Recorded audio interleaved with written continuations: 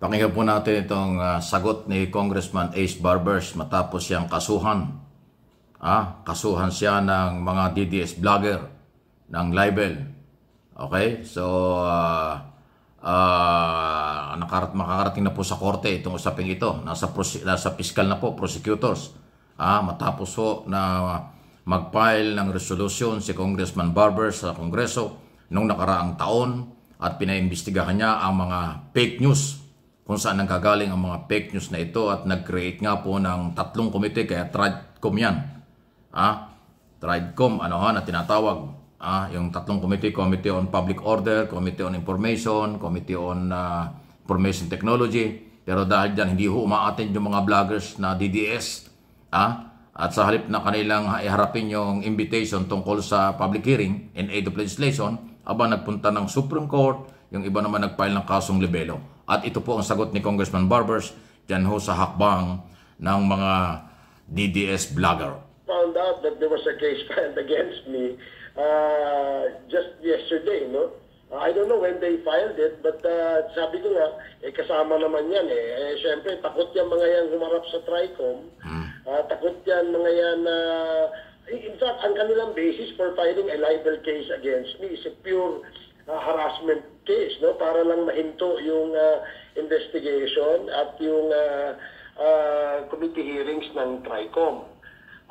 Again, no, they're saying that tinawag ko raw silang narco vloggers at pogo vloggers. Totoo. Meron na pong statement doon sa aking privileged speech na these vloggers who continuously throw fake news or peddle fake news against the government, against anybody in government, seems to be funded, no, by these pogo vloggers and these narco vloggers. I did not name names.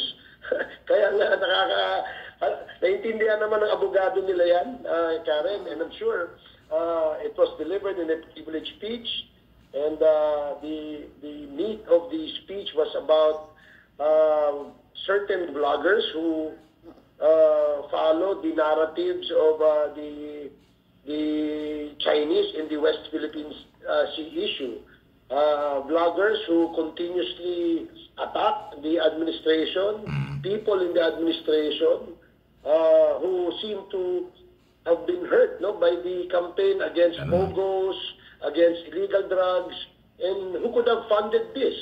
Siyempre, ito yung mga narco syndicates, no, and mga pogo syndicates.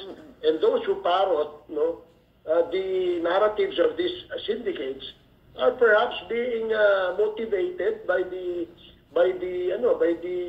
amount of money that being paid.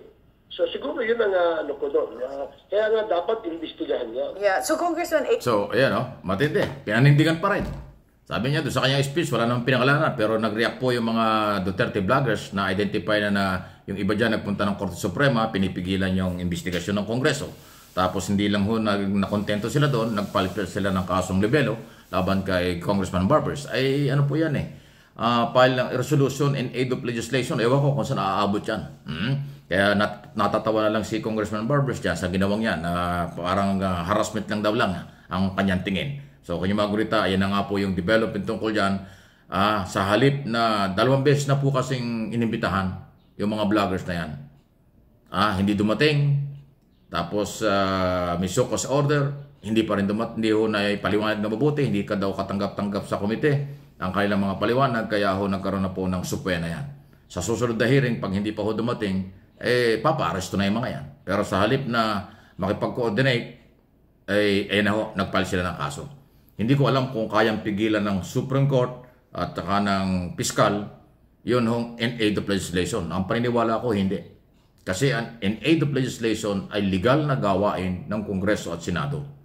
Hindi naman makakagawa ka ng batas kung walang investigation in aid of legislation. Kaya hindi pwedeng pigilan ng prosecutor at saka ng Supreme Court yung investigasyon na yan. Kaya mahaba pa. So, sabi nga rin, kaya natatawa si Congressman Barbers, wala naman siyang pinangalanan kung sino yung narco at pogo umano ng mga vloggers na nasa likod ng fake news kasi nag-imbestiga si Barbers doon sa Quadcom ng mga sindikato ng Pogo, illegal drugs, at saka yung mga sindikato ng mga Chinese national na meke ng mga dokumento, nagpumasok dito, namili ng mga property, yan ho yung kanilang inimbestigahan eh.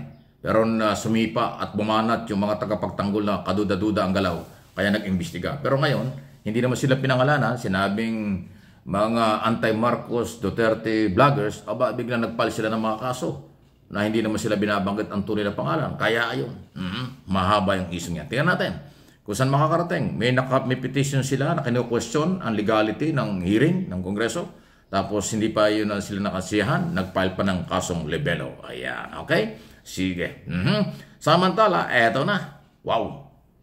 Uy, binalikan ni Attorney Claire Castro, Communication Undersecretary at Palace Press Officer, itong si Baste, si Mayor Baste. Ganon. Ay tungkol dyan sa tungkol sa sinasabing marami raw crime ngayon, marami raw karahasan ngayon. Sabi ni Castro mas marami ang nakaraang administrasyon ng karahasan dahil sa tukhang. Sabi ni Castro, dapat tingnan ni Mayor Baste Duterte ng Davao City. Tingnan niya ang record. Totoong record. Kailan mataas ang crime sa bansa? Ngayong administrasyon ni Pangulong Marcos na rule of law ang pinapairal o yung Duterte administration na ang pinairal ay Operation Tukhang, double barrel operation. Noong panahon ni Duterte, sa record na umabot sa Kongreso, 30,000 ang buhay na nawala na biktima ng tukhang ayon sa mga pamilya ng biktima na umiiyak until now. Sabi ng Malacanang, walang tukhang ngayon. Rule of law, pinapairal lang batas. Walang extrajudicial killing ngayon. Pero kung meron mga crime ngayon, lalo na ngayong mag-i-eleksyon, ay related sa politika. Pero hindi ganong kataas. Katunayan, ilang ulit nang inilabas ng NBI ng Philippine National Police na bumaba ang crime rate sa buong bansa, hindi lang sa Metro Manila. During, ngayon lang, Marcos administration, kumpara sa Duterte administration. Kasi nga, ng Duterte administration, sabi nga ni General Torre, puro patayan Kasi nga, tukhang dito, tukhang doon. O yun. Kaya ho, sinupalpal ni Undersecretary Claire Castro, si Mayor Baste Duterte. Tumingin ka raw, Mayor, sa record, yung totoong record. At hindi raw totoo na mas mataas ang crime ngayon kumpara sa nakaraang gobyerno. Kasi nga, ulitin ko, ang posisyon ng Malacanang ay rule of law. Dalhin sa korte ang usapin, due process ang pairalin. Hindi ka tulad ng araw, walang due process. Pag suspect ka, patay ka. Tukhang dito, kaliwat kanan. Yun naman talaga ang nakita natin. Okay? So, ano yung masasabi dyan? Sa mga isyong ito na umiinit na naman dito sa ating bansa. Pero tayo naman, magbabalita lang. Binibigyan ko ng analysis at opinion ang mga kaganapan. Okay? Kung saan kayo maniniwala, sa inyo yan. Pero ako naman, tulay ng tamang impormasyon. Mga vloggers, laban kay Congressman Barbers at Kongreso. Barbers, sumagot na. Tinawanan lang. At Baste at Claire Castro naman sa isyo ng pagtaas umano ng crime rate ng bansa. Talaga lang malito kayo pag hindi talaga pinakinggang mabuti. Please like and share ang video.